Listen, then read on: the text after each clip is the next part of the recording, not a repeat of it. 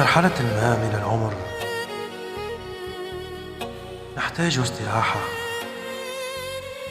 ونكتفي بهذا القدر من المعاناة والمشاحنات. نكتفي من العتاب والشجار والخلاف. نكتفي بما مر من العمر في مشاهدة أشخاص وعلاقات سرقت أجمل لحظات الحياة دون أن نشعر. نعم، لقد استنفذنا طاقات من الغضب والتعصب والإصرار على أمور فاشلة ومشاعر ضاعت هباء، وصداقات هشة أفقدتنا راحتنا النفسية وسلبت منا الأمان.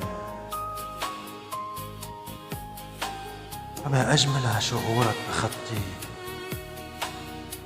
تخطي مواقف، تخطي انكسارات، تخطي كراهية، تخطي مشاعر مستهلكة، وتخطي لحظات أطفأت فينا ضياء الأرواح.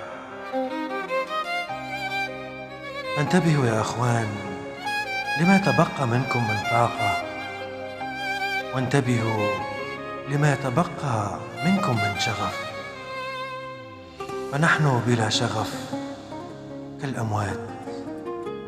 هكذا علمتني الحياة.